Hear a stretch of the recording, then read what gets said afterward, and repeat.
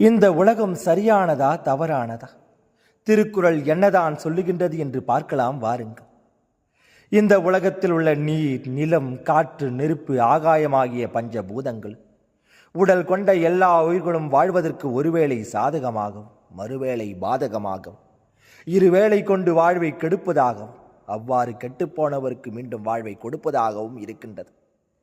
இவ்வாறு கொடுக்கும் போது சரியானதாக தெரியும் பஞ்சபூதங்களும் வாழ்வை கெடுக்கும் போது தவறானதாக தெரிகின்றது. அதே போன்றுதான் உலகத்தில் உள்ள எல்லா உடல் கொண்ட உயிர்களும் ஒருவேளை நற்குணத்தையும் மறுவேளை தீய குணத்தையும் வெளிப்படுத்துகின்றது. உதாரணமாக, மரத்திற்கும் மற்ற உயிர்களுக்கும் பாதுகாப்பு கொடுக்கும் மனிதன்தான் அந்த மரங்களையும் மற்ற உயிர்களையும் அழிப்பவனாகவும் இருக்கின்றான். இத்தகைய குணமானது உலகத்தில் உள்ள எல்லா உடல் கொண்ட உயிர்களின் குணமாகவே இருக்கின்றது. அதுவே இந்த உலகமாகவும் தெரிகின்றது. காரணம், என்னதான் எல்லா வேளையும் எல்லோரும் சரியானவர்களாகவும் நல்லவர்களாகவும் வாழ்ந்திட நினைத்தாலும் தவறானது தானாகவே நிகழும் போது நல்லவர்களும் தீயவர்களாகவே தெரிகின்றார்கள். ஆனால் இதில் வேடிக்கை என்னவென்றால், அறியாமை என்ற இருள் சூழும்போது தீமை செய்து தவறானவர்களாக தெரிந்தவர்கள் அறிவு என்ற வெளிச்சம் வந்தவுடன் மனம் தெரிந்து நன்மை செய்து நல்லவர்களாகவும் மாறுகின்றார்கள்.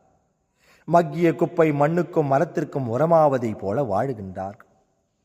இவ்வாறு நன்மை தீமை என்று அதனால் உண்டாகும் இன்பத் துன்பங்களை கொண்டு இரவு பகலாக உறங்கி விழிப்பதும் விழித்து உறங்குவதுமாக பிறப்பு இறப்பு கொண்டு வலியையும் சுகத்தையும் ஒவ்வொருவரும் அனுபவிப்பதும் பிறரை அனுபவிக்க வைப்பதுமாக இருப்பதே இந்த உலகத்தின் நிலையாகும். இப்படிப்பட்ட உலகத்தையும் உலகத்தில் உள்ளவர்களையும் எப்படி எப்போதும் இன்பத்தில் திளைக்கும் நல்லவர்களாகவும் வெளிச்சத்தில் அறிவார்ந்த வல்லவர்களாகவும் எப்படி பார்க்க முடியும் என்று யோசித்து பாருங்கள். அறியாமை என்ற இருள் சூழும் போதெல்லாம் அறிவார்ந்த வல்லவர்களும் அறிவு கட்ட மூடர்களாகி துன்பத்தை தான் அடைகின்றார்கள். அழகாக பிறக்கும் போது அறிவில்லாது அறியாமையில் வளர்பவர்கள் அசிங்கமாக இறப்பதற்கு அறிவோடு தேய்கின்றார்கள். அதற்காகத்தான் திருவள்ளுவர் நிலையாமை என்ற அதிகாரத்தில் நெருநல் உளனுருவன் இன்று இல்லை என்னும் பெருமை உடைத்திய உலகு என்று சொல்லுகின்றார். காரணம், இந்த உலகம் என்பது யாருக்கும் நிலையானது அல்ல. அது தற்காலிகமாக வளர்வதற்கு கிடைத்த தாயின் கருவறையானது. காரணம், என்னதான் ஒருவன் கல்வி, செல்வம், வீரமாகிய மூன்றையும் பெற்று நேற்று உல்லாசமாக உலகத்தில் உலவி இருந்தாலும் இன்று அவை அத்தனையும் அவன் மரணம் கொண்டு மண்ணில் மட்கிய போது இதுநாள் வரை அவன் வாழ்ந்த வாழ்க்கை அத்தனையும் கனவாகவே காலத்தில் காணாமல் போகின்றது.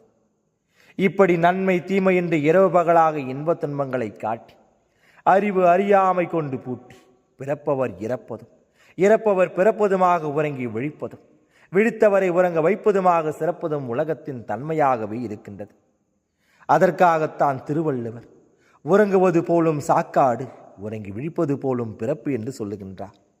அதாவது, உலகத்தில் வெளிச்சம் என்ற அறிவு வந்தவுடன் இருள் என்ற அறியாமை நீங்கி உறக்கம் தெளிந்து பிறப்பு என்று விழிப்பவர்கள், அதுவே இருள் என்ற அறியாமை சூழ்ந்தவுடன் வெளிச்சம் என்ற அறிவில் விழித்தவன் இருளிலே விழிப்பை இழந்து இறப்பு கொண்டு உறக்க நிலைக்கு செல்லுகின்றான். இப்படி விழித்தவர் உறங்குவதும் உறங்கியவர் விழிப்பதுமாக எல்லா உயிர்களுக்கும் இன்பத் துன்பத்தை காட்டி அறிவு அறியாமை என்று ஒவ்வொரு படிநிலைகளாக எல்லோரையும் ஏற்றியும் இறக்கியும் வைப்பதே வையகத்தின் வாடிக்கையாக உள்ள போது உலகத்தை எப்படி சரியானது தவறானது என்று தனித்தனியாக சுட்டிக்காட்ட முடியும் என்று யோசித்து பாருங்கள். இந்த உலகம் என்பதே சரியும் தவறும் நல்லதும் கெட்டதும் கலந்த நிலையில்லாதது என்றே சொல்ல வேண்டும் என்று புரிந்து கொள்ளுங்கள். அதாவது, இந்த உலகம் என்பது ஓர் உயிரை பல்வேறு உயிராய் உருமாற்றி உருவாக்கும் ஒரு கருவறையாகும்.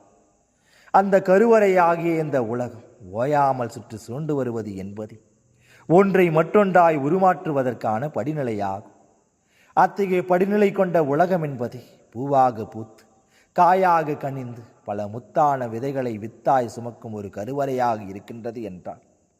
அந்த கருவறையாகிய உலகம் என்பதை ஆண் பெண் இனப்பெருக்க உறுப்புகளின் இணைப்பில் இருந்தே உருவானது. அதிலிருந்தே நாம் எல்லோரும் ஒன்றிலிருந்து புறப்பட்ட மற்றொன்றாய் இந்த உலகத்தில் நுழைந்தோம் என்பதை மனிதர்கள் புரிந்து கொள்ள வேண்டும். ஆணின் இனப்பெருக்க உறுப்பில் புறப்பட்டு பெண்ணின் இனப்பெருக்க உறுப்பினுள் வளர்க்கப்பட்டு இந்த உலகம் என்ற கருவறைக்குள் இளமை முதுமை கொண்டு வாழுகின்றோம் என்றால், இந்த உலகம் என்ற கருவறையை தாண்டி மேல் உலக வாழ்வையும் வாழ வேண்டிய கட்டாயம் நமக்கு உள்ளது என்பதையும் புரிந்து கொள்ள வேண்டும். அதற்காகத்தான் திருவள்ளுவர் வையத்தில் வாழ்வாங்கு வாழ்பவன் வானுரையும் தெய்வத்தில் வைக்கப்படும் என்றும் ஒருமையில் ஆமை போல் ஐந்தடக்கல் ஆற்றின் எடுமையும் ஏமா புடைத்து என்று சொல்லுகின்றார். மேலும் இதை குறித்த விரிவான விளக்கத்தை அடுத்த பகுதியில் பார்ப்போம்.